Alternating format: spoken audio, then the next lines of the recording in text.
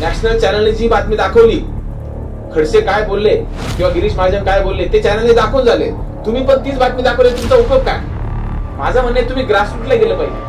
तुमच्या गल्लीमध्ये एबीपी माझा पोहोचू शकत नाही, झी 24 तास पोहोचू शकत नाही, TV9 पोहोचू शकत नाही, एखाद्या झोपडपट्टीमध्ये हे चॅनल पोहोचू शकत नाही. तिथं युट्यूबर पोहोचला पाहिजे, तिथं पोर्टलवाला पोहोचला पाहिजे.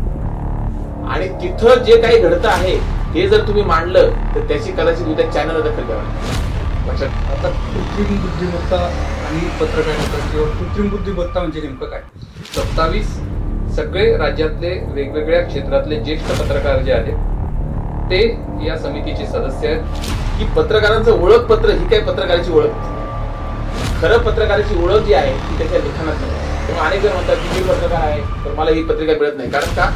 त्यांची 100% उपजीविका ही पत्रकारितेवर अवलंबून नाही. म्हणून शासनाचं धोरण असे की ज्याची 100% उपजीविका ही पत्रकारितेवर अवलंबून असेल त्याला ही पत्रिका द्यायची, ही कार्ड द्यायची. अधिस्वीकृतीचा उपयोग जो महत्वाचा पत्रकारांना होतो एकतर महत्वाच्या ठिकाणी प्रवेशासाठी मंत्रालयात. पण 1780ला जेम्स हिकी हा ब्रिटिश जहाजावर काम करणाऱ्या एका कामगाराने पश्चिम बंगालमध्ये पहिल्यांदा बेंगाल गॅझेट या नियतकालिकापासून भारतीय पत्रकारितेला सुरुवात झाली. अशा बातम्या तुम्ही काढल्या पाहिजे की तुमची दखल ही बीबीसीला घ्यावी लागेल. असं जेव्हा काम युट्यूबर करतील तेव्हा लोकांना युट्यूबरचं महत्व आणखी कळेल, तेव्हा लोकांना पोर्टलचं महत्व आणखी कळेल. आणि मला असं वाटतं की खरी विकास पत्रकारिता.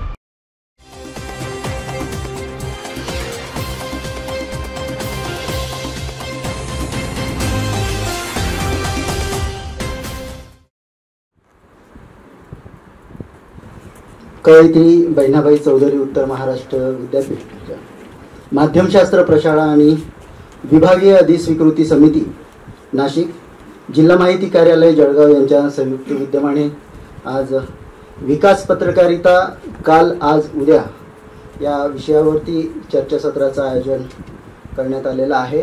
मी सर्वप्रथम सर्व मान्यवरांना विनंती करतो की त्यांनी कवयित्री बहिणाबाई चौधरी आणि क्रांतिज्योती सावित्रीबाई फुले यांच्या प्रतिमेस माल्यार्पण करतो. आदरणीय किरण मोघे सर, दैनिक लोकमत अहिल्यानगरचे संपादक सुधीर लंके सर, जिल्हा माहिती अधिकारी युवराज पाटील सर, विद्यापीठाचे जनसंपर्क अधिकारी डॉक्टर सुनील पाटील सर, माध्यमशास्त्र प्रशाळेचे संचालक आदरणीय डॉक्टर सुधीर भटकर सर,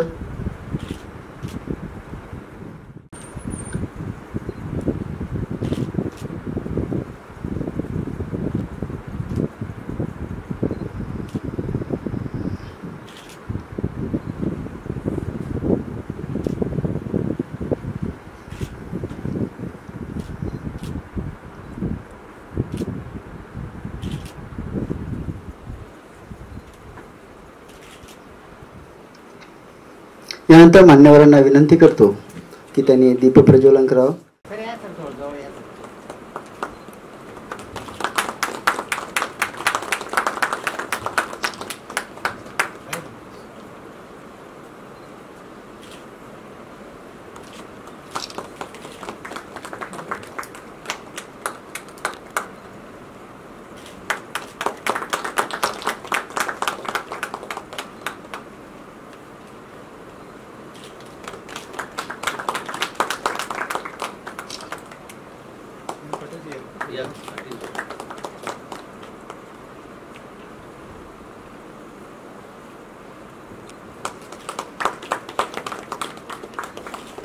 आजच्या कार्यक्रमाचे अध्यक्ष आणि उद्घाटक आमचे पालक विद्यापीठाचे कुलगुरू आदरणीय माहेश्वरी सरांचं स्वागत. माध्यमशास्त्र प्रशाळेचे संचालक भटकर सरांना विनंती करतो की त्यांनी त्यांचं स्वागत करायचं. जरी विभागीय माहिती कार्यालय नाशिकचे उपसंचालक आदरणीय किरण मोघे सर आज उपस्थित आहेत. मी आदरणीय कुलगुरू सरांना विनंती करतो की त्यांनी मोघे सरांचं स्वागत करावं.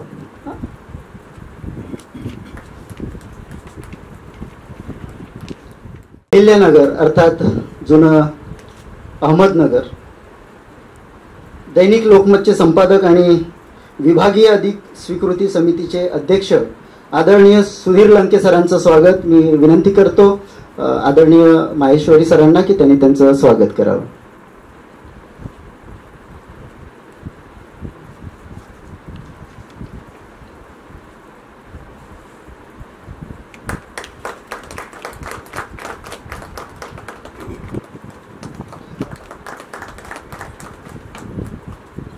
जिल्हा माहिती अधिकारी युवराज पाटील सरांचंही स्वागत आदरणीय माहेश्वर सरांनी करावं अशी मी विनंती करतो.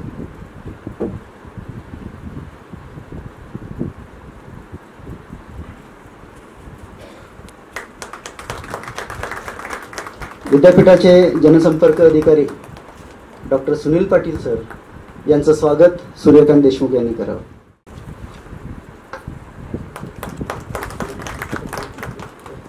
विद्यापीठाचे कुलगुरू महोदय आदरणीय माहेश्वरी सरांचं स्वागत जिल्हा शासनाच्या वतीने करणार आहेत.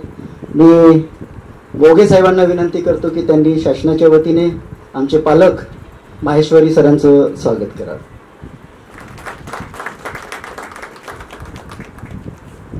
धन्यवाद. कलेक्टर महोदयांचे श्री सहाय्यक मिलिंद बुवा हे उपस्थित आहेत. मी डॉक्टर सुधीर भटकर सरांना विनंती करतो की त्यांनी त्यांचं स्वागत करावं. आजच्या ह्या कार्यक्रमामध्ये ज्येष्ठ पत्रकार श्री शिवलालजी बारी इथे आलेले आहेत. त्यांची फार इच्छा आहे की काही व्यक्तींचे इथे स्वागत करावं. ते आल्याच त्यांनी मला सांगितलं होतं.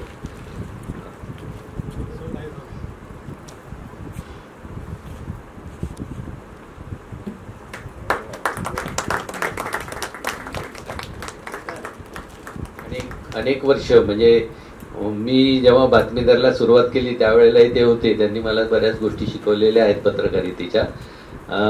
आज इथे मोगे साहेब आलेले आहेत. मोगे सरांचाही एक सत्कार बारी सर करतायत.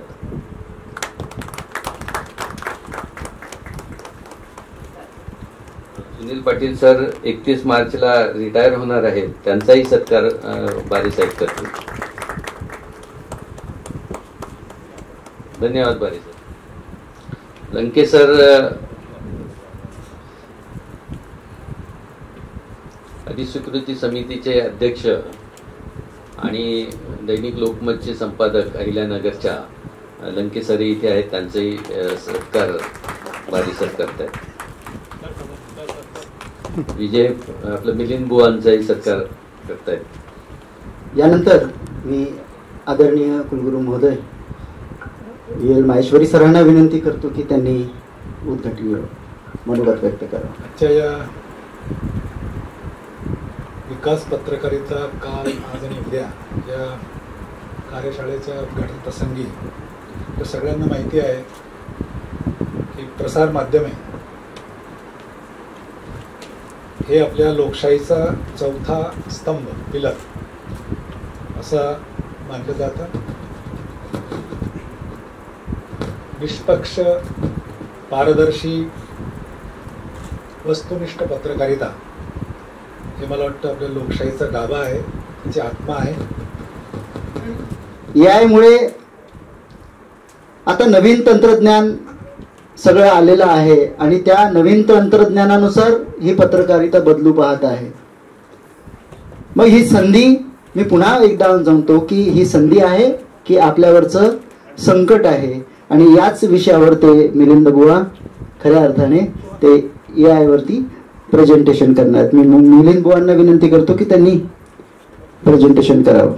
मिलिंद बुवा कलेक्टर ऑफिसमध्ये स्वी सहाय्यक म्हणून माहिती आहेत, पण ते AI मध्ये अत्यंत परफेक्ट आहेत. त्यांनी AI वर प्रचंड मोठा अभ्यास केला आहे. स्वतः सर्कल ऑफिसर आहेत. आणि ह्या सगळ्या जे आता वेगवेगळे प्रयोग प्रशासनात आता AI चे होत आहेत त्याच्यात कलेक्टर सर आणि मिलिंद बुवा हे दोघं जण त्याच्यात मास्टर आहेत. आणि आज कलेक्टर सरांनी खास मिलिंद बुवाला इथं सांगितलं की तुम्ही प्रेझेंटेशन द्यायचं. खरं तर हा आमचा बहुमान आहे की तुम्ही आमच्या सगळ्यांच्या समोर ही कृत्रिम बुद्धी प्रशासनात कसं वापरलं जातं आणि त्याला मीडियाचा काय फायदा होतो या संदर्भात ते प्रेझेंटेशन करतात. आता कृत्रिम बुद्धिमत्ता आणि पत्रकारिता किंवा कृत्रिम बुद्धिमत्ता म्हणजे नेमकं काय? तर आपण खूपदा हा शब्द ऐकतोय की कृत्रिम बुद्धिमत्ता, AI. दिवसातल्या बऱ्याच कालावधीमध्ये आपल्याला AI हा शब्द कानावर ऐकायला पडतो. कुठलाही नवीन शब्द ऐकल्यानंतर त्याच्या दोनच गोष्टी असतात. एकतर आपण चटकन त्याच्याजवळ जातो, एकतर चटकन त्याचा काहीतरी विरोध करतो, किंवा त्याच्या परिपूर्ण माहिती नसल्यामुळे दोन्हींपैकी एक काहीतरी गोष्ट होते की नेमकं हे आपल्याकरता चांगलं असेल, वाईट असेल, यातनं आपला काही फायदा होईल, किंवा आपण ज्या पेरिफेरीत असतो मग तो पेरिफेरी समाज असू शकतो, विद्यार्थ्यांचा एक ग्रुप असू शकतो, एखाद्या कार्यालयाचा एखादा म्हणजे जसं शासकीय कर्मचारी हा एक ग्रुप असतो. तर त्यांना असं वाटतं की अरे यातनं माझा नेमकं फायदा काय किंवा लॉस काय, आणि मग कुठून तरी काहीतरी ऐकून आलेलं जो काही विषय आहे तोच आपण तो कंटिन्यू करण्याचा प्रयत्न करतो की यामुळे माझ्या नोकरी जाईल का, यामुळे सगळं ऑटोमॅटेड होऊन आता आमची काही गरजच उरणार नाही का. सगळेच जे प्लॅटफॉर्म आहेत ते जवळपास त्याला चार्जेस आहेत. त्यातले काही सुरुवातीच्या गोष्टी दाखवण्याकरता तो फ्रीमधून आपल्याला उपलब्ध करून देतो. तर फ्रीचा प्रश्न असा आहे की जितकं डेव्हलप त्याचं उत्तर असायला हवं तितकं डेव्हलप तो देत नाही. त्यामुळे साधारणपणे चांगलं आउटपुट मिळण्याकरता जे त्या क्षेत्रातले तज्ज्ञ लोक आहेत ते साधारणपणे परचेस प्लॅटफॉर्मचा वापर करतात. पण मग जे फ्री आहे ते चुकीचं उत्तर देतं का, तर तसंही काही नाही.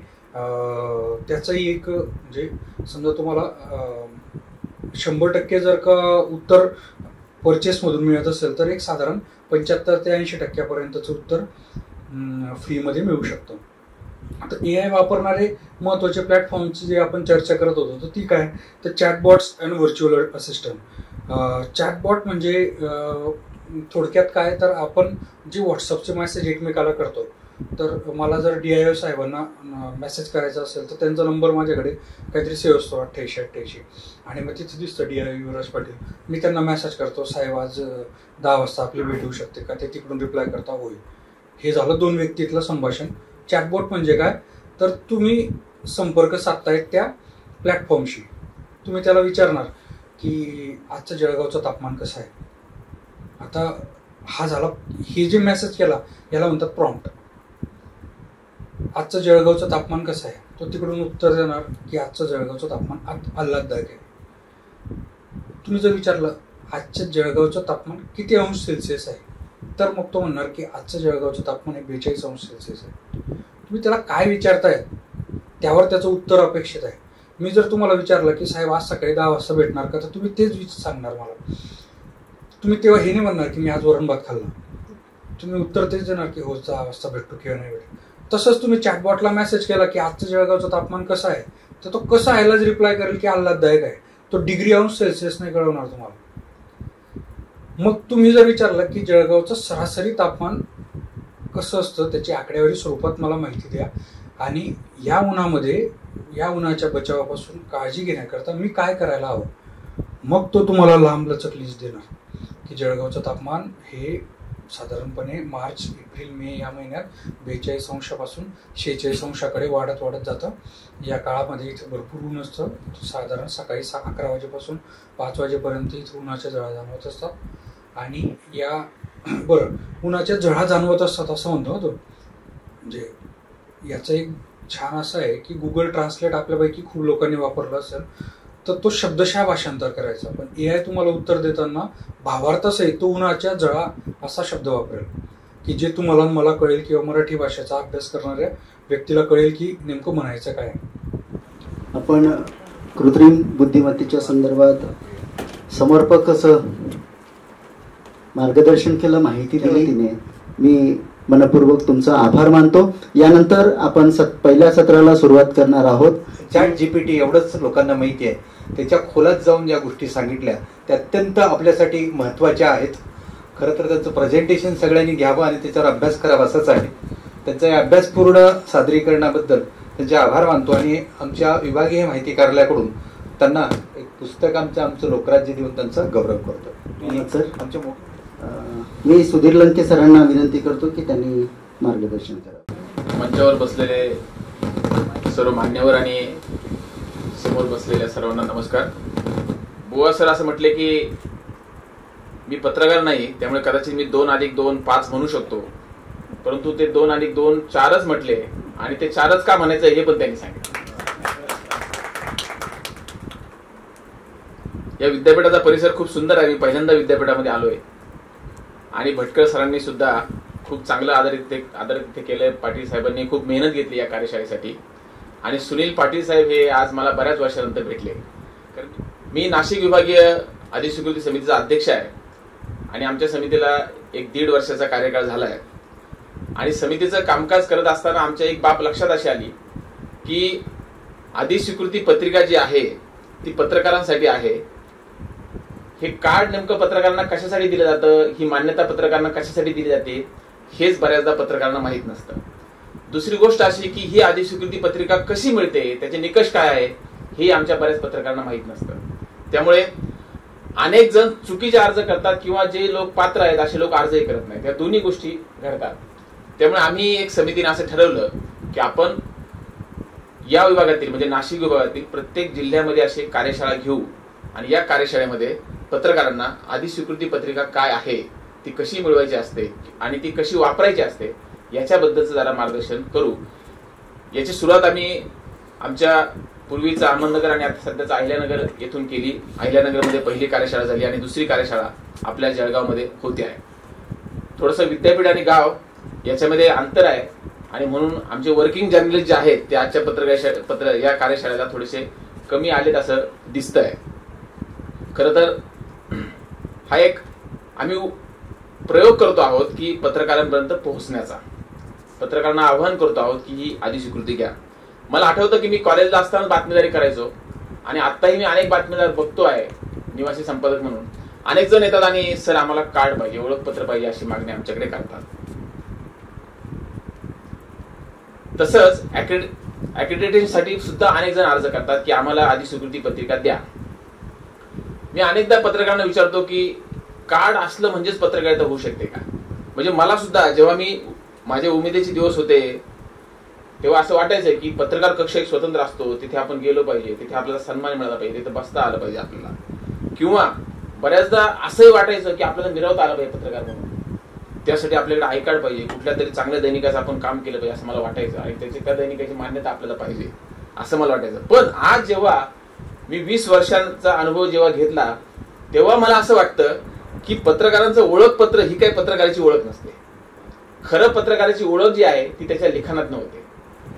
पत्रकार काय मांडतो आहे भूमिका याच्यातनं त्याची ओळख होते. आणि मला असं वाटतं की एकदा ही कन्सेप्ट जर आपण क्लिअर केली, जे होऊ घातलेले पत्रकार आहेत त्यांच्यामध्ये किंवा जे आहेत पत्रकार त्यांच्यामध्ये, तर मला असं वाटतं की पत्रकारिता अधिक चांगल्या पद्धतीने होऊ शकते. अधिस्वीकृती पत्रिका हे जे धोरण शासनाने घेतलेलं आहे त्याला इंग्रजीमध्ये आपण म्हणतो ऍक्रेडिटेशन. बरेच जण ऍक्रेडिटेशन म्हणतात नाही का, त्याचा मूळ उच्चार आहे ऍक्रेडिटेशन. याचा अर्थ असा की शासन तुम्हाला एक प्रकारची मान्यता देतं, पण ही मान्यता देतानाच तुमच्यावरती काहीतरी जबाबदारी सुद्धा आहे याचीही जाणीव तुम्हाला शासन करून देतं. केम्ब्रिजचा जो शब्दकोश आहे त्याच्यामध्ये हे ऍक्रेडिटेशन जे आहे त्याचा अर्थ असा आहे की official approval especially in order to maintain satisfactory standard. म्हणजे काहीतरी स्टँडर्ड मेंटेन करण्यासाठी तुम्हाला ही मान्यता दिली शासनाने, लक्षात घ्या, त्यासाठी ही पत्रिका आहे. किंवा ऑक्सफर्डचा शब्दकोश असं म्हणतो की the action or process of officially recognizing someone of having a particular status or being qualified to perform a particular activity. म्हणजे हा एक पर्टिक्युलर स्टेटस आहे तुम्हाला एखादी पर्टिक्युलर ऍक्टिव्हिटी करण्यासाठी, त्यासाठी तुम्हाला शासन अधिस्वीकृती देते, शासन त्यासाठी तुम्हाला मान्यता देते. म्हणजे पत्रकारिता जी करायची आहे ती आपण अधिक जबाबदारीनं करायची आहे, त्यासाठी अधिस्वीकृती पत्रिका आहे हे आपण सर्व पत्रकारांनी समजावून घेतलं पाहिजे. हे कार्ड फक्त मला बसमध्ये मोफत प्रवास मिळतोय एवढ्यासाठी ही अधिस्वीकृती पत्रिका नाही, ही एक गोष्ट आपण सर्वांनी लक्षात घेतली पाहिजे. आता खरं तर विकास पत्रकाराची सुद्धा चर्चा होणार आहे आणि कुलगुरू साहेबांनी त्यांच्या उद्घाटक भाषणामध्ये खूप सुंदर वाक्य वापरलं की पत्रकारिता ही इन्क्लुझिव्ह आहे, आपणाला सर्वांना सामावून घ्यायचं आहे. हे बहिणाबाईंच्या नावाचं विद्यापीठ आहे आणि त्यांच्या कविता आपण सगळे अभ्यासक्रमामध्ये शिकलो. ते असं म्हणतात की माणसा माणसा कधी होशील माणूस. पत्रकारिता ही माणसाला माणूस बनवण्यासाठी आहे. म्हणजे आपला बहिणाबाईंच्याच पावलावरती पुढे जायचं आहे. त्यांची जी अपेक्षा आहे की माणसाला माणूस बनवणं हे आपल्या पत्रकारितेचं काम आहे. आणि आता कितीतरी माध्यम आले. बुवा साहेबांनी सांगितलं की याचा वापर आता कसा होईल वगैरे सगळं सांगितलं. अनेक माध्यम आलेत. म्हणजे वर्तमानपत्र आहेत, टेलिव्हिजन चॅनल्स आहेत, आता युट्यूब आलेले आहेत, न्यूज पोर्टल आलेले आहेत, अनेक माध्यम आहेत. मला असं वाटतं की माध्यम किती येतील, किती माध्यम येऊ द्या, त्यांनी काही फरक पडणार नाही. ते माध्यम कुणाच्या हातात आहे आणि ज्याच्या हातात माध्यम आहे तो माणूस कोणती भाषा बोलतो आहे, कोणता विचार मांडतो आहे, हे फार महत्वाचं आहे. म्हणजे माध्यम किती लोक वापरतात याला महत्व नाही, माध्यम कोण वापरतो आहे आणि त्याच्या मागचा मेंदू कुणाचा आहे याला फार महत्व आहे. म्हणून मला असं वाटतं की जसं प्रेस काउन्सिल ऑफ इंडियाने काही निकष सांगितले, काही मूल्य सांगितलेली पत्रकारितेची, तशीच मूल्य ही शासनाने पण ठरवलेली आहेत. आधी स्वीकृती पत्रिका देताना ती जर मूल्य आपण वापरली आणि ते जर निकष आपण पूर्ण केले तर एक चांगली सकस पत्रकारिता तयार होईल.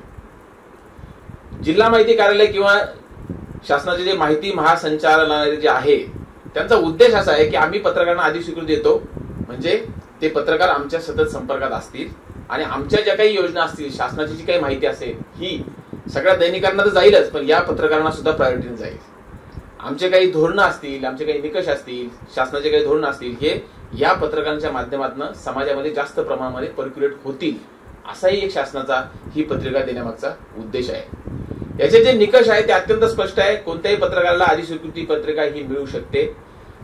पत्रकारितेमध्ये जर तुम्हाला 3 वर्ष झालेली असतील, म्हणजे 3 वर्ष तुम्ही नोकरीमध्ये जॉईन झाला श्रमिक पत्रकार म्हणून किंवा पगारी पत्रकार म्हणून, तुम्ही 3 वर्ष सलगपणे काम केलेलं आहे, तर तुम्ही या अक्रेडिटेशनसाठी अर्ज करण्यासाठी तुम्ही पात्र होता. तो अर्ज केला की त्याला निकष असतात की तुम्ही तुमच्या नियुक्तीचं पत्र द्यायचं, तुमच्या पगाराचे पुरावे द्यायचे, तुम्हाला दरमहा पगार मिळतो आहे आणि तुम्ही जे लिहिता त्याचे काही वर्षभरातले 6 कातरं द्यायचे. मग तो अर्ज क्वालिफाय होतो आणि आमची विभागीय समिती जी असते त्या विभागीय समितीच्या समोर तो अर्ज येतो.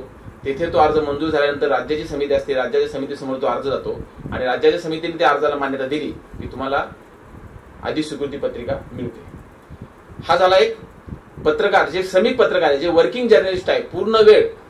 या पत्रिकेचा मूळ उद्देश असा आहे की ज्यांची उपजीविका ही केवळ पत्रकारितेवर अवलंबून आहे अशा लोकांना हे कार्ड दिलं जातं. आता अनेक जण असे पत्रकार आहेत की जे काहीतरी एखादं साप्ताहिक चालवतात, दैनिक चालवतात, मात्र त्यांचा दुसरा काही व्यवसाय पण आहे, त्या व्यवसायातनं पण त्यांना उत्पन्न आहे.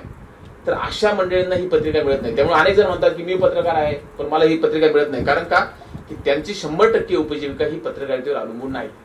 म्हणून शासनाचं धोरण असे की ज्याची 100% उपजीविका ही पत्रकारितेवर अवलंबून असेल त्याला ही पत्रिका द्यायची, हे कार्ड द्यायचं. वर्किंग जर्नलिस्टचा मी तुम्हाला निकष सांगितला. त्याच पद्धतीने काही लोक फ्रीलान्सर असतात, म्हणजे ते कुठल्याही दैनिकात पूर्ण वेळ काम करत नाहीत पण विविध दैनिकांमध्ये लेखन करतात, विविध साप्ताहिकांमध्ये लेखन करतात. तर अशाही लोकांना शासन ही मान्यता देतं. त्यासाठी किमान तुम्ही 2 दैनिक आणि 1 साप्ताहिक अशा 3 ठिकाणी जर तुम्ही लेखन करत असाल सातत्याने, त्याचे पुरावे तुमच्याकडे असतील, त्याचे बायलाईन तुमच्याकडे असतील, तुमच्या नावाने आर्टिकल आलेले असतील आणि त्याच्यातनं तुम्हाला वर्षभरातनं किमान 15,000 रुपये मानधन मिळालेलं असेल, किमान 15,000 रुपये वर्षातनं, तर तुम्हाला स्वतंत्र व्यवसाय म्हणजे फ्रीलान्सर पत्रकार म्हणून शासनाचं अक्रेडिटेशन कार्ड मिळतं. लक्षात ठेवा. आता हे 2 निकष झाले. तिसरा निकष आहे की समजा एखाद्या व्यक्तीने, जसे आता बारी सर इथं बसलेले आहेत, यांनी पूर्ण पत्रकारिता केली, समजा आयुष्यभर पत्रकारिता केली आणि तुम्ही 30 वर्ष सलग पत्रकारिता केलेली आहे श्रमिक पत्रकार म्हणून, एक तर म्हणजे पगारी पत्रकार म्हणून केलेली आहे किंवा फ्रीलान्सर पत्रकार म्हणून केलेली आहे किंवा पगारी फोटोग्राफर, वृत्तपत्राचा फोटोग्राफर म्हणून तुम्ही 30 वर्ष सलग पत्रकारिता केलेली आहे, तर वयाच्या 60 वर्षानंतर तुम्हाला शासन ज्येष्ठ पत्रकार म्हणून ह्या अक्रेडिटेशनचा सन्मान देतं, ही पत्रिका देतं तुम्हाला वयाच्या 60 वर्षानंतर. कारण का की तुम्ही आयुष्य त्याच्यामध्ये घालवलं आहे. त्यामुळे वयाच्या 60 वर्षानंतर तुम्ही साध्या कागदावर अर्ज जरी केला तरी शासन तुम्हाला आधी स्वीकृती पत्रिका देतं. हा एक निकष आहे. आता दैनिक जे आहेत, ह्या दैनिकांना एक कोटा ठरलेला असतो. समजा इथलं लोकमत आहे, सकाळ आहे, दिव्य मराठी आहे, पुण्यनगरी आहे, हे महापालिकेचं क्षेत्र आहे. तर या महापालिका क्षेत्रातील प्रत्येक दैनिकाला त्यांच्या खपानुसार, त्यांच्या दर्जानुसार शासन एक कोटा ठरवून देतं की लोकमत मधील 6 लोकांना ही पत्रिका मिळू शकते, सकाळ मधील 5 लोकांना मिळू शकते. असे निकष असतात, त्याच्यावरती ही वर्गवारी ठरते. तेवढा कोटा त्या दैनिकाला मिळतो. तितक्या लोकांनी जर अर्ज केले तर शासन त्यांना ती पत्रिका देतं. पण याच्या व्यतिरिक्त आणखी एक गोष्ट आहे की समजा एखादा पत्रकार सलग 20 वर्षांपासून काम करतोय, पूर्ण वेळ काम करतोय आणि त्या दैनिकाचा कोटा संपलेला आहे, त्यामुळे त्याला मिळत नाहीये, पण त्याचं वय जर 50 वर्षाच्या पुढे असेल त्या पत्रकाराचा आणि तो आज पण काम करतोय त्या दैनिकामध्ये, तर त्याला या कोट्याची बाधा येत नाही. त्याने अर्ज केला की त्याला मिळून जातं लगेच. लक्षात ठेवा, म्हणजे कोट्याची बाधा कोणत्याच परिस्थिती येत नाही. तर जेव्हा पत्रकाराचं वय हे 50च्या पुढे जाईल तेव्हा त्या दैनिकाच्या कोट्याची त्याला गरज नाही, त्याला ही पत्रिका मिळू शकते. अशा याच्यामध्ये अनेक नियम आहेत. हे नियम आपल्याला जिल्हा माहिती कार्यालयातून समजावून घेता येऊ शकतात. आमच्याकडे आम्ही एक पीडीएफ पण केलेली आहे. ती पीडीएफ मी युवराज पाटील सरांकडे पण दिलेली आहे. ते तुम्हाला पत्रकारांच्या ग्रुपवरती शेअर करतील. ते निकष वाचावेत आणि त्याच्यानुसार अर्ज जर केले तर तुम्हाला अक्रेडिटेशन ही पत्रिका जी आहे ही मिळू शकते. साप्ताहिक जे आहे, साप्ताहिक जर साप्ताहिक नोंदणीकृत असतील, आरएनआयचं रजिस्ट्रेशन असेल, साप्ताहिक यादीवर असतील किंवा काही बिगर यादीवर सुद्धा असतात, पण नियमितपणे जे साप्ताहिक निघतात त्यांच्या संपादकाला सुद्धा ही पत्रिका देण्याची प्रोव्हिजन आहे. त्यांनाही हे कार्ड मिळतं.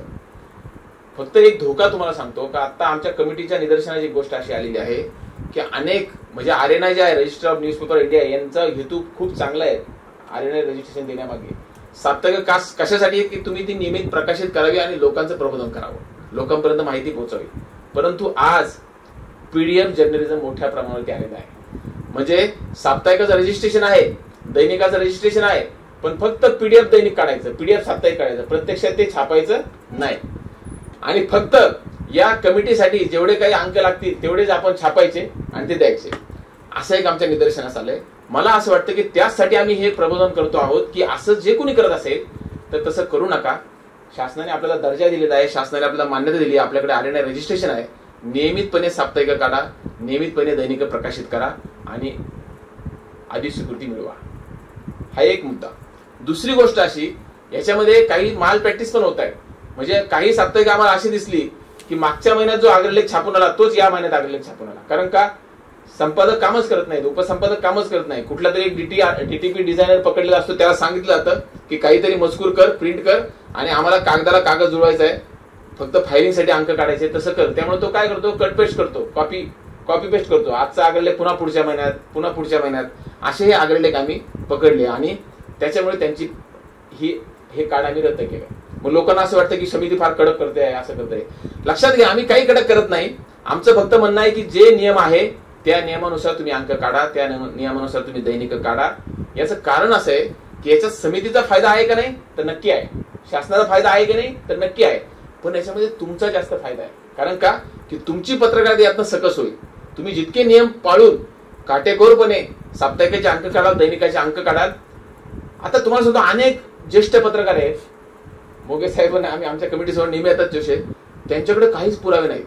म्हणजे त्यांनी काम सुरू केले समजा 70, 75, 78 साली, 80 साली, 30-40 वर्ष पत्रकारिता केली पाटील सर, पण नियुक्तीचं पत्र नाही.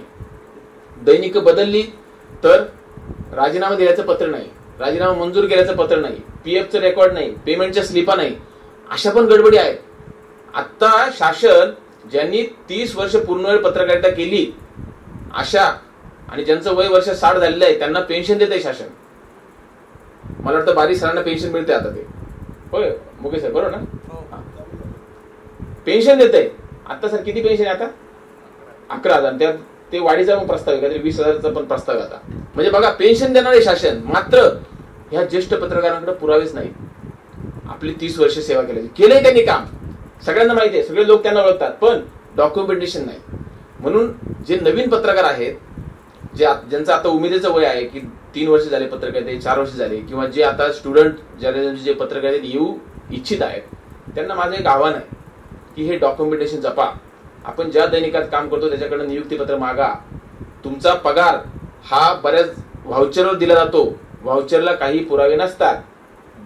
तुमचा बँकेमध्ये पगाराची डिमांड करा, बँकेमध्ये पगार मागा, नियुक्तीपत्र घ्या, पीएफचे डॉक्युमेंट असतील जपून ठेवा. राजीनामा दिला तर तुमचा राजीनामा मंजूर केल्याचं पत्र दैनिकाकडनं घ्या, अनुभव प्रमाणपत्र घ्या, तुमची कात्रणं जपून ठेवा. कारण का, हे जर तुम्हाला भविष्यात जाऊन हे काही शासकीय लाभ मिळवायचे असतील तर त्याच्यासाठी या बाबींची मदत होईल. त्याची खबरदारी ही आपण आत्तापासून घेण्याची गरज आहे. म्हणून हे सांगतोय, कारण काही लोकांसमोर या अडचणी आलेल्या आहेत. म्हणून मी याच्याबद्दल आम्ही अवेअरनेस करू इच्छित आहोत की हे गोष्टीचा का, कारण काम करून सुद्धा जर तुम्हाला फायदे मिळणार नसतील आणि काही, कारण हे जे अधिस्वीकृत पत्रिका मिळाली तर याचे काही फायदे आहे की ठीक आहे, तुम्हाला बसने मोफत प्रवास मिळतो, रेल्वेमध्ये देखील 50% सवलतीमध्ये प्रवास मिळतो. हा कशासाठी मिळतो की पत्रकारांकडे समजा आपल्याला बातमीसाठी फिरावं लागतं. एखादा साप्ताहिक संपादक म्हटला की मला कुंभमेळा कव्हर करायला जायचंय उत्तर प्रदेशला आणि पाहायचंय मला कसा कुंभमेळा चाललाय आणि मला त्याचं रिपोर्टिंग करायचंय, तो जाऊ शकला पाहिजे, त्याला ती फॅसिलिटी असली पाहिजे. म्हणून शासनाने या प्रवासाच्या सुविधा दिल्या. दुसरी गोष्ट आरोग्याच्या पण सुविधा आहे. याच्यामध्ये शासकीय दवाखान्यामध्ये पत्रकारांना ज्यांच्याकडे ही कार्ड आहे, अधिस्वीकृती आहे, त्यांना मोफत उपचाराची त्याची सोय केली आहे. इतर काही योजना लागू केल्या आहे, काही विम्याच्या योजना लागू आहेत पत्रकारांसाठी. या सगळे फायदे या कार्डमुळे होतात. हे फायदे पत्रकारांनी घ्यावे आणि तुम्हाला पत्रकारिता करताना मदत व्हावी हा हेतू आहे खरं शासनाचा याच्यामध्ये. आणि आमच्या समितीचाही तोच उद्देश आहे की या बाबी तुमच्यापर्यंत पर्क्युलेट व्हाव्यात, या बाबी तुमच्यापर्यंत पोहोचाव्यात, तुम्ही याच्याबद्दल अवेअर व्हावे आणि जास्तीत जास्त जे सकस पत्रकारिता करतायत, पूर्णवेळ पत्रकारिता करतायत, या क्षेत्रामध्ये ज्यांनी योगदान दिलेलं आहे अशा लोकांना अधिकाधिक हे ओळखपत्र मिळावं हा आमच्या समितीचा उद्देश आहे. त्यासाठी आम्ही या कार्यशाळा घेत आहोत. आत्ताची दुसरी कार्यशाळा आहे. आम्ही प्रत्येक जिल्ह्यामध्ये अशा कार्यशाळा घेणार आहोत. मला कल्पना आहे की ते अनेक म्हणजे काही मर्यादित पत्रकार आहेत आणि अनेक जण आपले मित्र इथे अनुपस्थित आहेत. कृपया त्यांनाही सांगा जिल्हा माहिती कार्यालयामध्ये सगळी माहिती उपलब्ध आहे, तिथून आपल्याला सर्व मार्गदर्शन मिळेल. युवराज पाटील साहेब खूप ऍक्टिव्ह आहेत, अधिकारी आहेत, ते आपल्याला याच्याबद्दल मदत करतील. मोगे सर देखील खूप सकारात्मक आहे याबाबत आणि आमची समिती सुद्धा याच्याबद्दल खूप पॉझिटिव्ह विचार करत आहे. त्यामुळे पत्रकारांनी हा फायदा घ्यावा यासाठी आमचा हा सगळा अट्टाहास आहे, यासाठी ही कार्यशाळा आहे. त्याला जोडूनच भटकर सरांनी विकास पत्रकारिता या विषयावरतीही आज इथे उद्बोधन ठेवलं आहे की ज्याची खरं गरज आहे. आमच्या समितीत याच्याबद्दल चर्चा झाली की युट्यूब आणि पोर्टल हे यांना अद्याप शासन मान्यता देत नाही, शासन ऍक्रेडिटेशन देत नाही त्यांना. पण पाटील सर पण म्हटले आता मी रिटायर झाल्यानंतर पण माझा आता काहीतरी प्लॅटफॉर्म सुरू करायचा विचार आहे. असे अनेक लोक हे निवृत्तीनंतर हे पाटील सर हा मग तुम्ही करायलाच कदाचित तर असे अनेक मंडळी हे आता स्वतःचे युट्यूब चॅनल, स्वतःचे पोर्टल घेऊन हे पत्रकारिता करणार आहेत, करू इच्छित आहेत. तर यांच्यासाठी सुद्धा शासनाला भविष्यात विचार करावा लागेल असं मला वाटतं आणि तो विचार केला पाहिजे. युट्यूबर हा वाईट नाही, न्यूज पोर्टल चालवणारी व्यक्ती वाईट नाही, तुम्ही काय देता आहात जर्नलिझम मध्ये हे फार महत्वाचं आहे. लक्षात ठेवा, मेनस्ट्रीम दैनिक जिथं पोहोचली नाहीत तिथं जर एखादा युट्यूबवाला पोहोचला आणि तळागाळातलं वास्तव त्यांनी चांगल्या भाषेमध्ये, नैतिकतेने, कायदेशीर पद्धतीने जर लोकांसमोर मांडलं तर मला असं वाटतं ती सुद्धा उपयुक्त पत्रकारिता आहे. मग तो भलाही तो युट्यूब चालत असेल आणि पोर्टल चालत असेल, पण त्यांना पत्रकारिता काय करायची आहे हे शिकवण्याची गरज आहे.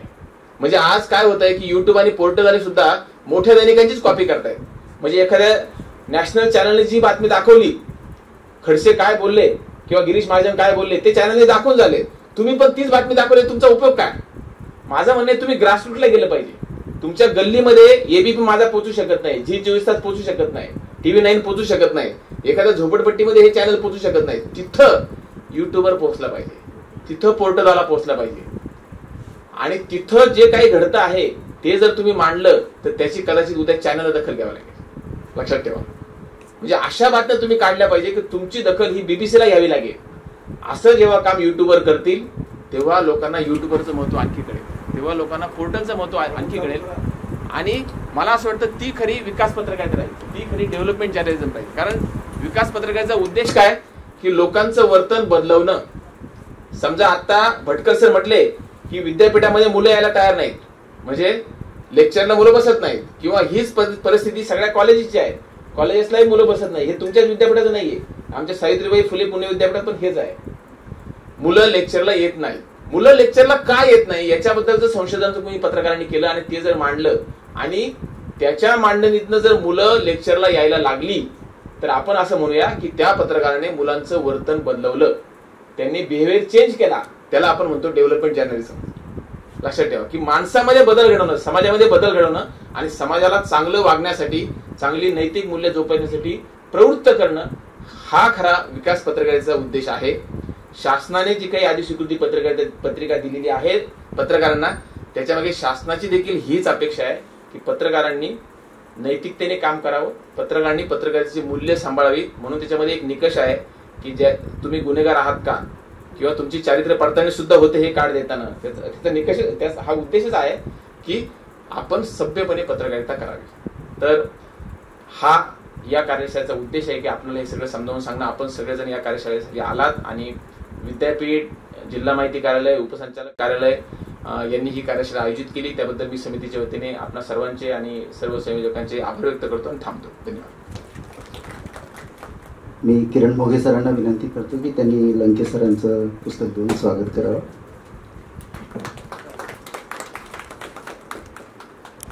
धन्यवाद. यानंतर किरण मोघे सरांना विनंती करतो की त्यांनी अधिस्वीकृती पत्रिका आणि निकष आणि प्रक्रिया याविषयी मार्गदर्शन करते. अधिस्वीकृतीबद्दल लंके साहेबांनी बरीचशी माहिती दिली आहे. त्याच्यावर जे त्यांच्याकडनं मुद्दे स्पर्श करायचे राहिले असतील तेवढेच सांगेल. आणि पत्रकारांसाठी ज्या शासनाच्या योजना आहेत, बऱ्याचदा ते पत्रकारांना माहीत नसतं, त्याच्यावर जास्त भर घालेन. इन्फॉर्मेशन, एज्युकेशन किंवा एंटरटेनमेंट, दुसरा आता त्याचा भाग ऑब्लिक यायला लागलं, आणि तिसरं कम्युनिकेशन. तर त्या दृष्टीने विकास पत्रकारितेचा विचार व्हावा असं मला वाटतं. वेळेच्या मर्यादेत बोलणार आहे, त्याच्यामुळे आता सरळ पत्रकारांसाठीच्या योजनांकडे वळतो.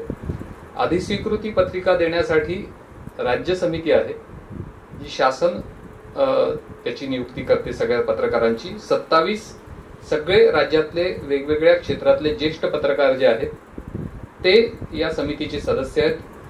लोकमतचे ज्येष्ठ संपादक यदू जोशी त्याचे अध्यक्ष आहेत. विभागीय समिती असते प्रत्येक विभाग स्तरावर, तिथेही 5 पत्रकार सदस्य असतात आणि त्या त्या जिल्ह्याचे जिल्हा माहिती अधिकारी विभागातले त्याचे सदस्य, शासकीय सदस्य असतात.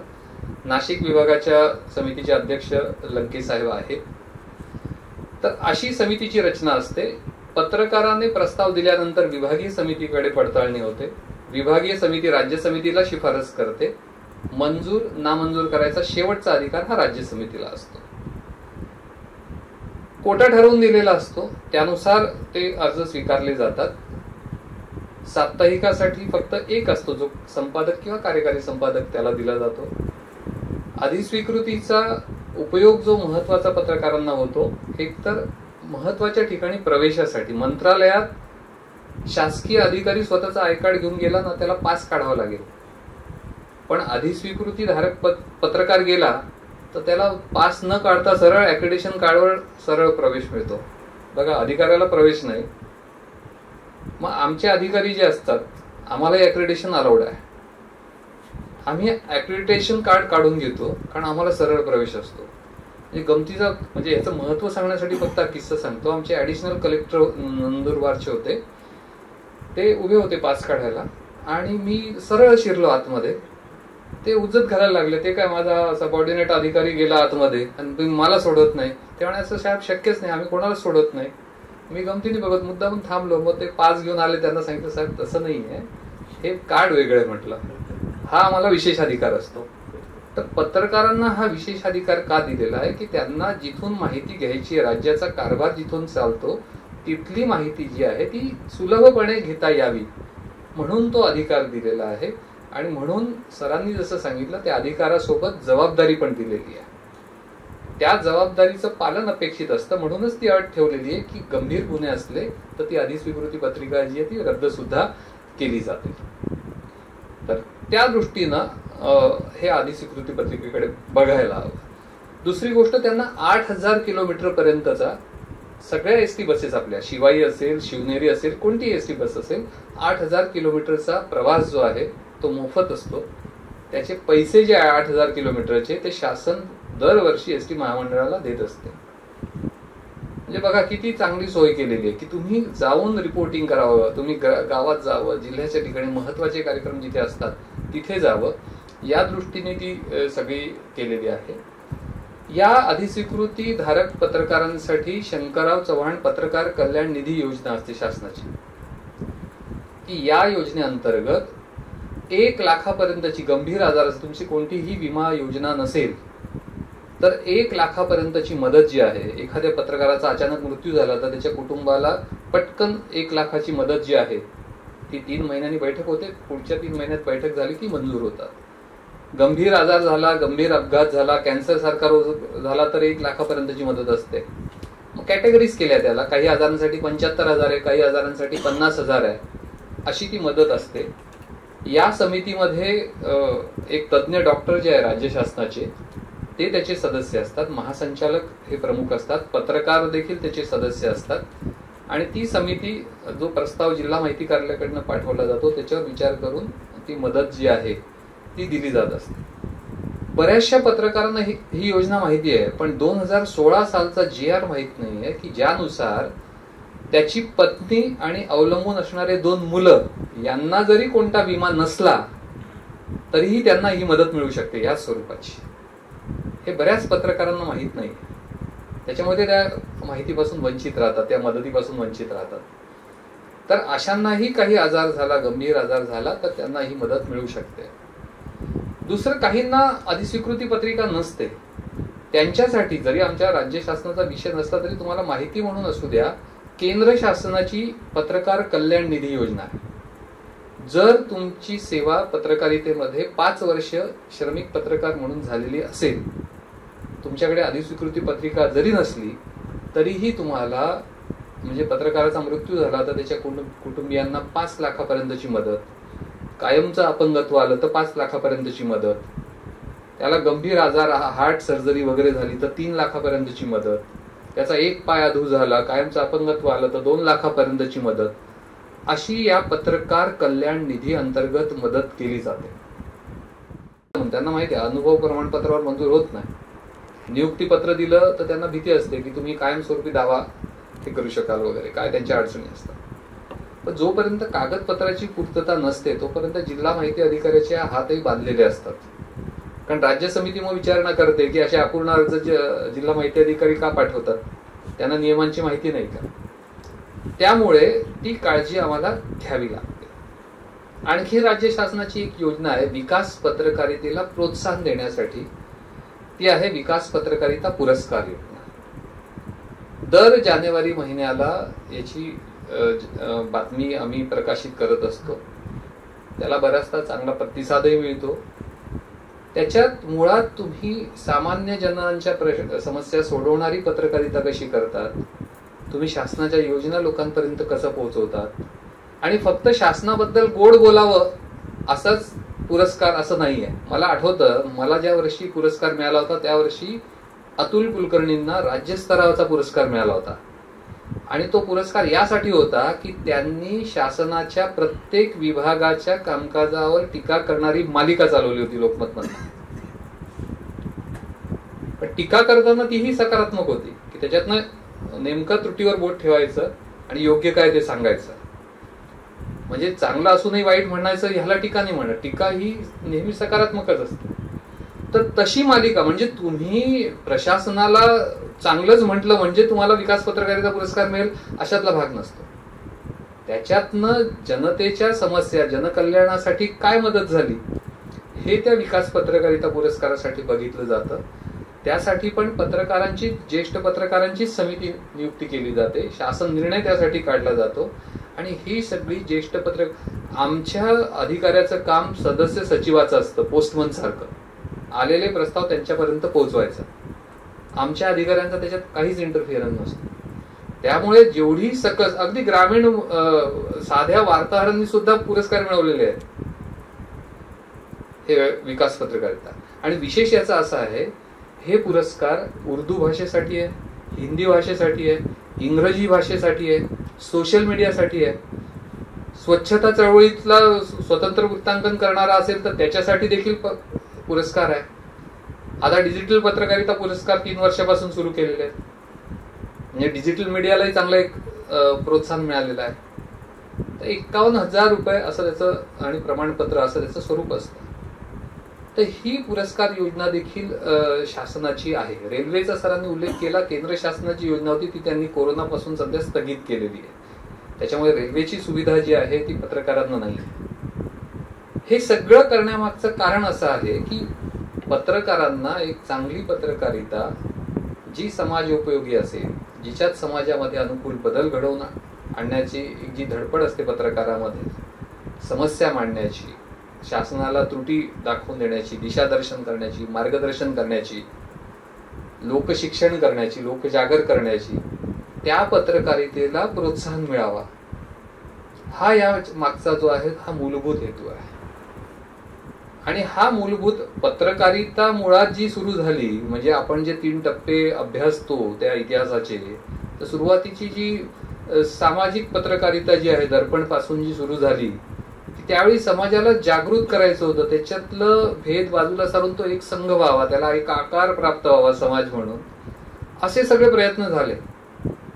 मूकनायक पर्यंत असेल.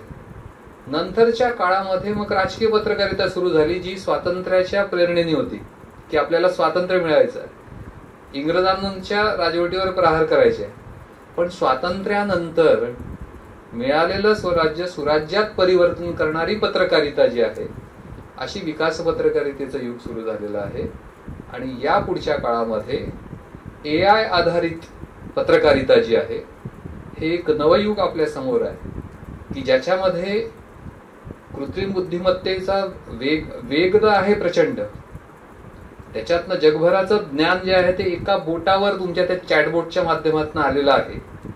पण त्याच वेळी त्याच्या सत्यतेविषयी प्रश्नचिन्ह निर्माण होतात आहे, फेक न्यूज सारखे प्रश्न निर्माण होतात आहे. याला कसं सामोरं जायचं, त्याच्यातनं समाजोपयोगी पत्रकारिता कशी करायची, ही नव्या दमाच्या पत्रकारांनी याच्यावर विचार करून की हे जे आव्हान आहे ते एक संधीमध्ये चांगल्या प्रकारे आपल्याला कसं रूपांतरित करता येईल, आणि कृत्रिम बुद्धिमत्तेच्या आधारे एक आपल्याला स्वतःच एक वेगळी ओळख पत्रकारिता क्षेत्रामध्ये कशी निर्माण करता येईल, याचा जर विचार केला तर विकास पत्रकारिता जी आहे तिचं जे एक सर्कल आहे, त्याचा परीघ जो आहे तो आणखीन विस्तारेल, वेग प्राप्त होईल, तंत्रज्ञान प्राप्त होईल, तुमच्या बुद्धिमत्तेला चालना देणाऱ्या नव्या गोष्टी तुमच्या समोर येतील, त्याच्यातनं नवे विषय येतील, आणि त्या नव्या विषयातनं समाजातले काही प्रश्न सोडवले जातील, समाजासमोर काहीतरी चांगलं ठेवलं जाईल. असा जर प्रयत्न केला, म्हणजे मला एका मोठ्या दैनिकांनी सांगितलं होतं त्यांच्या वर्धापन दिनाला AIचं आर्टिकल तयार करा, की आव्हान कसं आहे. मी सुंदर आर्टिकल तयार केलं, त्यांनी एवढं कौतुक केलं, म्हटलं मी AIच्या सहाय्यानेच तयार केलं. फक्त त्याला प्रॉम्प्ट द्यायला डोकं माझं होतं, म्हणजे मला काय मांडायचं आहे ही संकल्पना माझी होती. ती जर तुमच्यात नसेल तर AI जो आहे तो तुम्हाला सगळा असा डबा भरलेला कचरा देईल, आणि त्याच्यातनं तुम्हाला तुमची ती अंगठी कुठेतरी शोधावी लागेल. त्या कचऱ्यात आपल्याला चाचपडायचं आहे, की आपल्याला त्या AIला चांगलं प्रॉम्प्ट देऊन सगळं त्याच्यातनं चांगल्या वेगळी सप्तरंगी अशी फळांची चांगली टोकरी आपल्याला प्राप्त करून घ्यायची आहे, हे ज्याचं त्याने ठरवायचं आहे. अशी चांगल्या पत्रकारिता करण्यासाठी सगळ्यांना शुभेच्छा देतो. भटकर सरांनी आणि आमचे यंग अँड डायनामिक DIO युवराज पाटील यांनी हे खूप चांगली आयोजन हे केलेलं आहे. आणि त्यानिमित्ताने 2011ला शेवटी मी इथे आलो होतो बोर्ड ऑफ स्टडीजचा मेंबर म्हणून मीटिंगला. त्याच्यानंतर मला माझ्या विद्यापीठात येण्याची संधी दिली, त्याबद्दल मनपूर्वक आभार व्यक्त करतो. धन्यवाद. आता डॉक्टर किरण मोघे साहेबांनी आपल्याला अत्यंत चांगल्या प्रकारे सगळ्या आमच्या शासनाच्या योजना, विकास पत्रकारितेची संकल्पना सांगितली. त्या अगोदर लंके सरांनी अधिस्वीकृती पत्रिकेच्या संदर्भात काय काय गोष्टी समितीला फेस कराव्या लागतात आणि समिती आमच्याकडून किती आव्हानं निर्माण करते या संदर्भातली सगळ्या गोष्टी त्यांनी सांगितल्या. सकाळच्या उद्घाटनाच्या सत्रामध्ये कुलगुरू साहेबांनी अत्यंत चांगल्या प्रकारे, मी पहिल्यांदा एका शिक्षक असलेल्या माणसाकडून विकास पत्रकारितेची सुंदर व्याख्या त्यांच्याकडून ऐकली. आमचे मित्र आणि आमचे मराठवाड्याचे सुपुत्र सुनील पाटील साहेबांचा हा रिटायरमेंटचे 6 दिवस राहिलेले आहेत. अत्यंत उमद आणि आपल्या कामाप्रती अत्यंत निष्ठा असलेलं व्यक्तिमत्व डॉक्टर सुनील पाटील. आमचे मित्र आणि जिल्हाधिकारी कार्यालयामधली सगळ्या गोष्टींची धुरा वाहणारे आणि AIवर अत्यंत एक्सपर्ट असे ज्यांनी सादरीकरण केलं असे मिलिंद बुवा, गोपी सर, आपण सगळे, विशेषतः बारी साहेब रिक्षाने इथपर्यंत आलेत, त्यांना कोणी आणि शाली बिली घेऊन आलेले आहेत स्वतःच्या खर्चामधून. असे पत्रकार, आमचे सगळे पत्रकार मित्र, पत्रकारितेची सुरुवात भारतात कधी झाली आपण दर्पण म्हणतो, पण 1780ला जेम्स हिकी हा ब्रिटिश जहाजावर काम करणाऱ्या एका कामगाराने पश्चिम बंगालमध्ये पहिल्यांदा बेंगाल गॅझेट या नियतकालिकापासून भारतीय पत्रकारितेला सुरुवात झाली. म्हणजे एका ब्रिटिश माणसानेच भारतीय पत्रकारितेचा पहिला पाया रचला. पण तोही अत्यंत सक्षमपणे त्यांनी ती पत्रकारिता, फक्त 2 वर्ष ते नियतकालिक चाललं, पण अत्यंत सक्षमपणे. म्हणजे अगदी त्या काळामध्ये जिल्हाधिकाऱ्यांना, म्हणजे तिथल्या DM होते, त्यांना प्रतिप्रश्न करून अगदी 6 महिन्याची जेल भोगून, दंड भरून जेम्स हिकीनी पत्रकारिता कशी असावी याचा पाया रचला होता. आणि त्याच्यानंतर सगळ्यांनाच माहिती आहे की आपली दर्पण जे बाळशास्त्री जांभेकरांनी सुरू केलं, दर्पणच्या अगोदरही भारतामध्ये 30 मे 1826ला रायझिंग सन हे किशोर शुक्ल, जुगल किशोर शुक्ल यांनी सुरू केलेलं होतं. पण भारतातल्या जो पत्रकारितेचा पाया आणि सामाजिक बेस असलेली पत्रकारिता दर्पणपासूनच सुरू झाली. 6 जानेवारी 1832ला बाळशास्त्री जांभेकरांनी दर्पण सुरू केलं. पण दर्पण सुरू करताना त्यांना असं कळलं की आपल्या समाजाला शिक्षित करणं खूप गरजेचं आहे. आज ब्रिटिशाचा अंमल आहे आणि ह्या अंमलामध्ये लोकांना अत्यंत चांगल्या प्रकारे ज्ञान द्यायचं असेल तर मार्गदर्शन म्हणून त्यांनी दिग्दर्शन नावाचं नियतकालिक सुरू केलं. आणि ते नियतकालिक त्या काळामध्ये 3 महिन्याला 6 रुपये एवढी वर्गणी त्या नियतकालिकासाठी होती. ते फार वर्ष चाललं नाही, पण अगदी देशातल्या कानाकोपऱ्यातल्या लोकांपर्यंत इंग्रजी आणि मराठी मजकूर असलेलं ती नियतकालिक जात होतं. आणि त्याच्यातून शिक्षणाचा पायाभरणी, म्हणजे अगदी भूगोल, इतिहास, जीवशास्त्र, रसायनशास्त्र ह्या सगळ्या विषयांचं सखोल ज्ञान असलेलं दिग्दर्शन हे नियतकालिक. दुर्दैवाने दिग्दर्शन नियतकालिकाबद्दल फार चर्चा होत नाही, म्हणून मी तुम्हाला खास करून सांगितलं. मी ही पत्रकारितेतले भारतातले टप्पे सांगतोय तुम्हाला.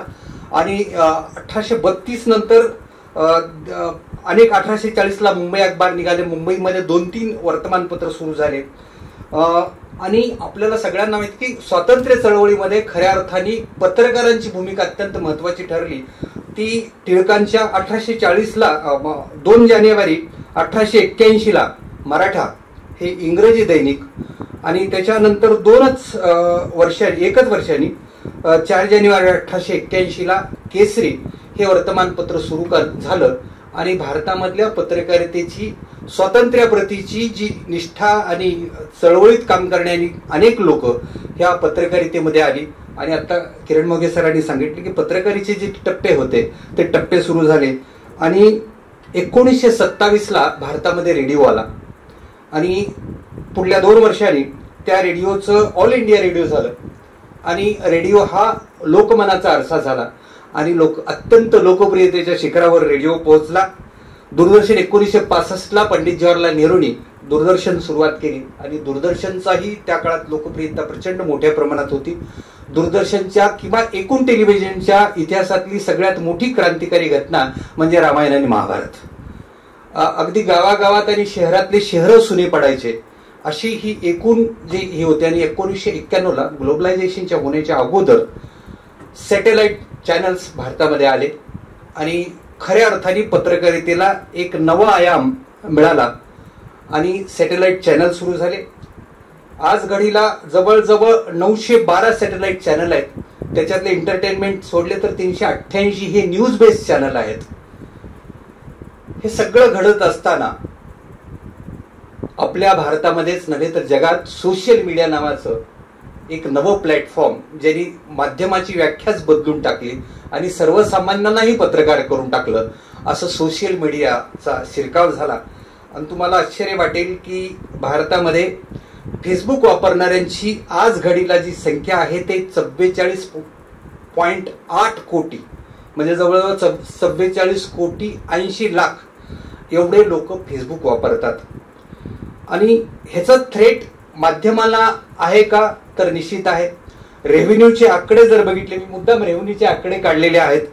फेसबुकचा 2024 मधला जो रेव्हेन्यू आहे तो 3000 कोटी आहे आणि ह्या तुलनेमध्ये वर्तमानपत्राचा जो रेव्हेन्यू आहे तो निश्चितपणे कोविडच्या काळानंतर वाढलेला आहे आणि 20,613 कोटी एवढा रेव्हेन्यू वर्तमानपत्राचा आहे आणि कोविडच्या नंतर हा रेव्हेन्यू वाढलेला आहे.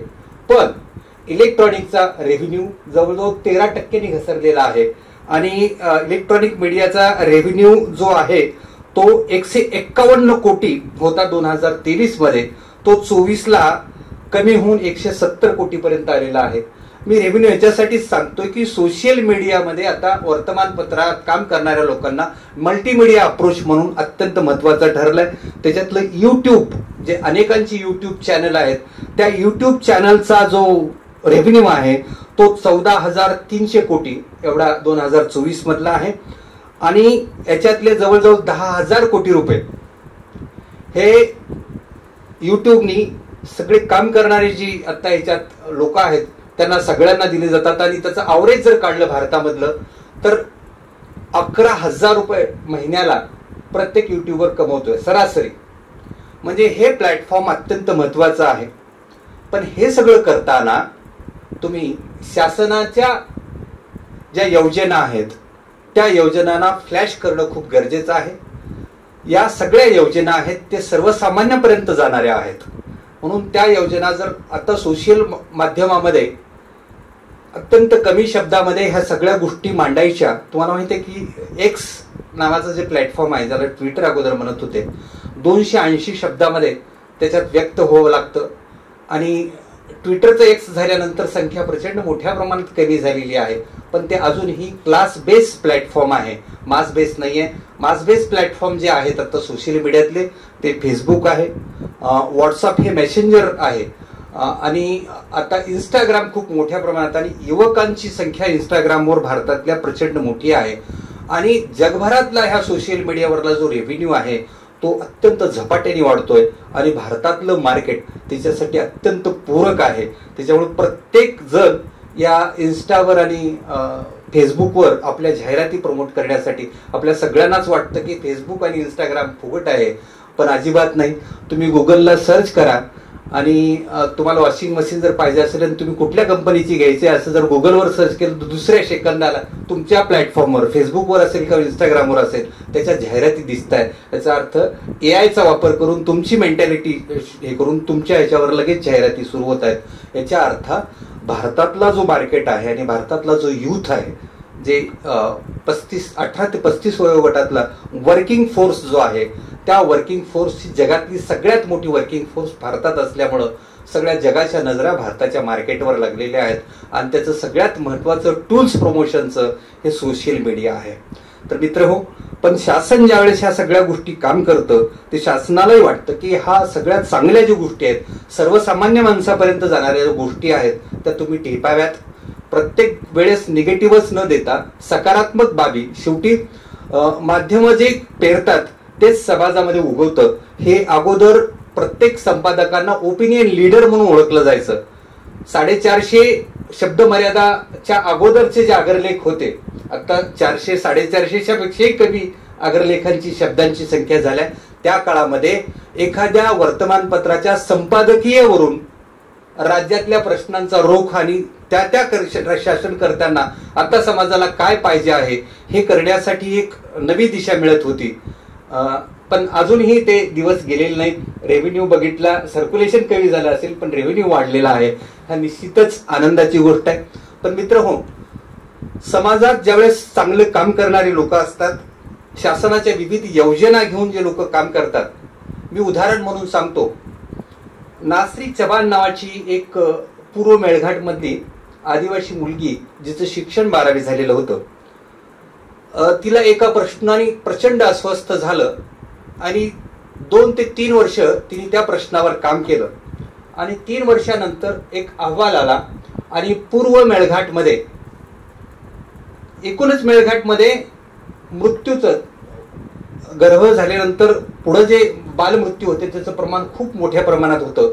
पण नासरी चव्हाणांनी ज्या 12 गावामध्ये काम केलं तिथला रेशो जो होता मृत्यूचा, बालमृत्यूचा अत्यंत कमी आला आणि तो जवळजवळ 100%वरला 20% आणि 15%वर आला.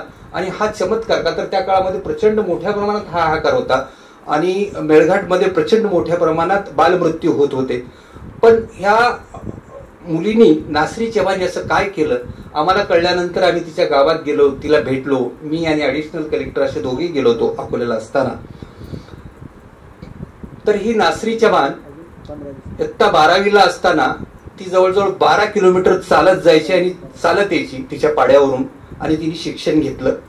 पण 12वी म्हणजे तिच्या लक्षात आलं की ह्या लोकांना जे बाहेरून डॉक्टर येतात किंवा नर्सेस येतात किंवा कंपाऊंडर येतात ते त्यांची भाषा त्यांना काही समजत नसल्यामुळं त्या कॅल्शियमच्या, आयरनच्या गोळ्या देतात. ते त्यांना वाटायचं हे काहीतरी वेगळं आहे आणि ह्याच्यामुळं आपले बाळ दगावत आहेत, म्हणून ते उकिरड्यात टाकून द्यायचे. नासरी चव्हाण घरोघरी, ज्यावेळेस एखादी घरात गरोदर माता असेल तर नासरी चव्हाण घरोघर जायची आणि तिला त्या गोळ्याचं महत्व, आयरनचं महत्व, जे जे मिनरल्स शरीरात लागतात त्याचं महत्व सांगायची.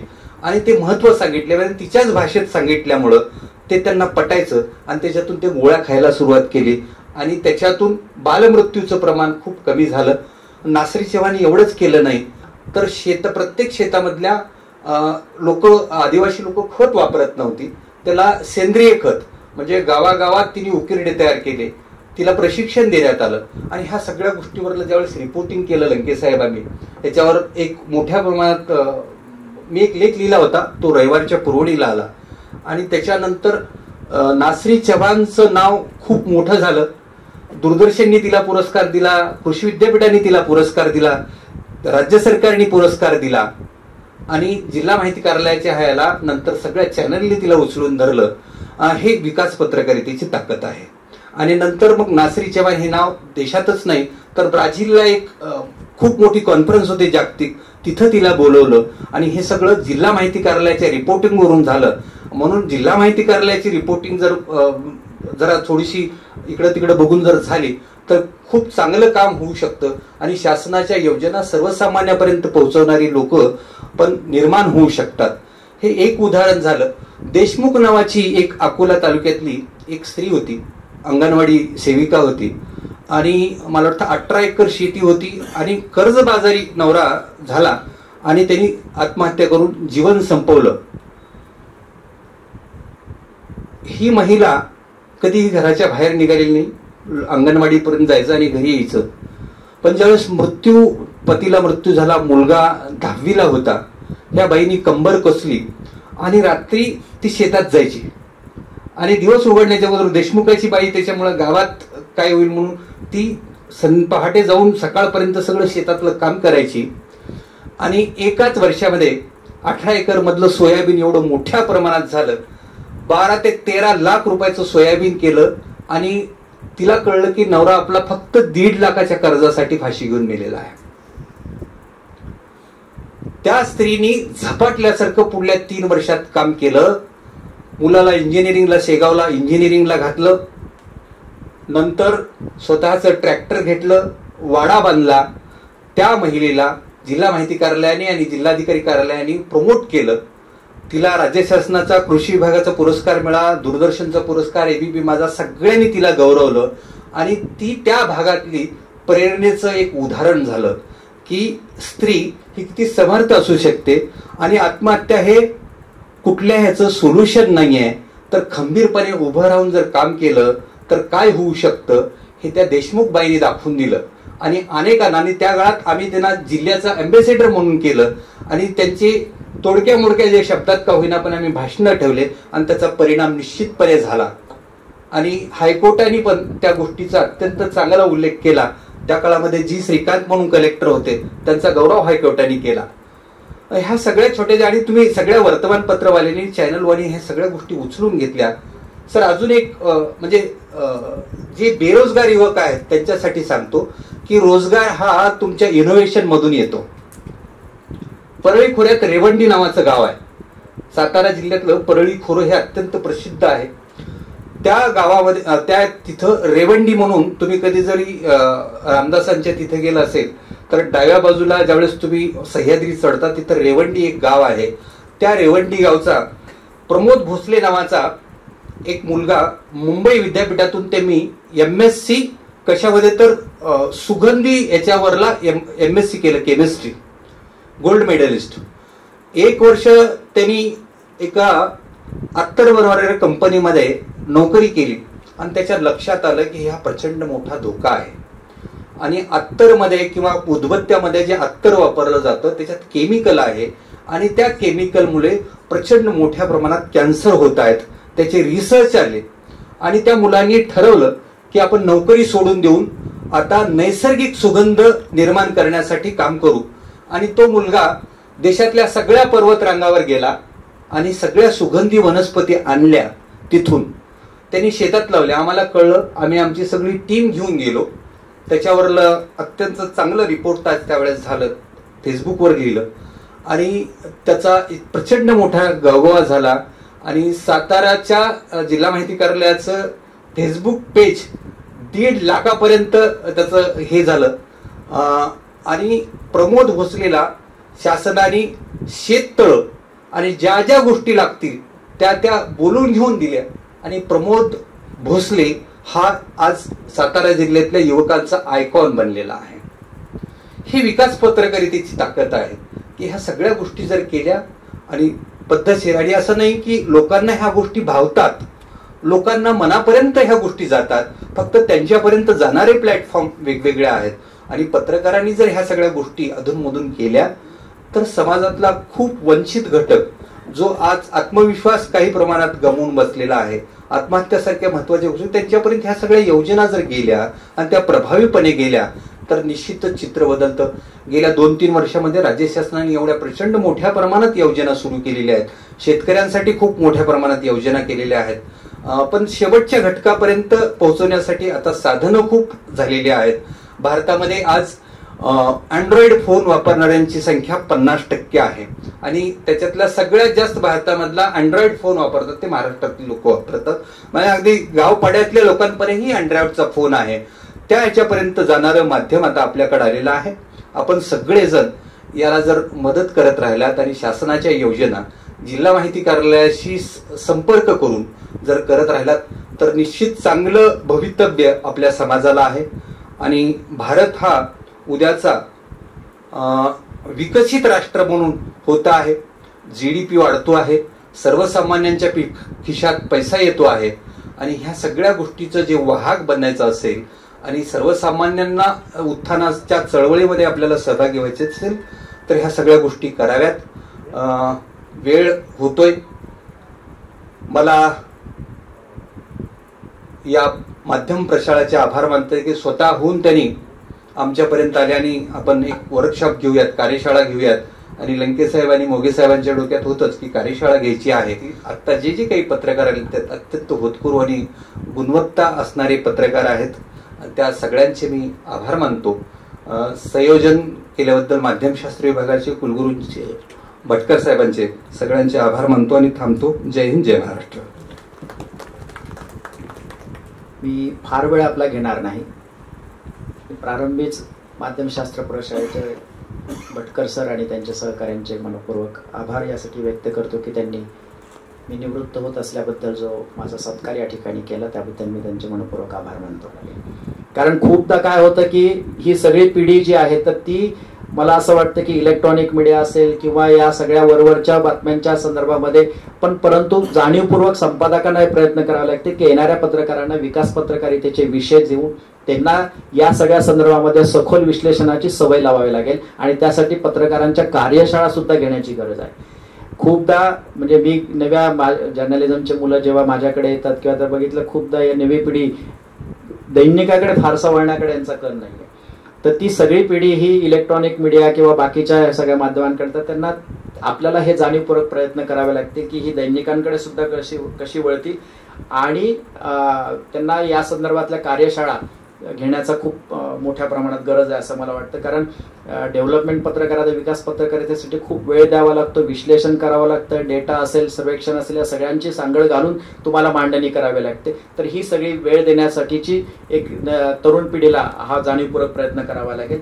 मला असं वाटतं की, आणि जसं आता सकाळच्या सत्रामध्ये बुवा सरांनी एआयचं जे काही आव्हान आहे किंवा एआयचा वापर हा पुढच्या काळामध्ये कसा आपल्याला पत्रकारितेच्या क्षेत्रात करावा लागेल, तर ते एक मोठं आव्हान सुद्धा या पुढच्या काळामध्ये राहणार आहे. आणि मला असं वाटतं की विकास पत्रकारातही चळवळ म्हणून पुढे आणि समाजाला एक दिशा दिग्दर्शनाचं काम म्हणून या पुढच्या काळामध्ये झालं पाहिजे. आणि तसेच जेव्हा एखादं गव्हर्नमेंट धोरण आखतं तर त्या धोरणाला दिशा देण्याचं काम किंवा शासनाला धोरण निर्मितीसाठी प्रभाव करणारे एक यंत्रणा किंवा प्रभाव टाकणारे एक घटक म्हणून डेव्हलपमेंट जर्नलिझमचा वापर झाला पाहिजे असं मला वाटतं. मनपूर्वक आभार मानतो आणि थांबतो. धन्यवाद.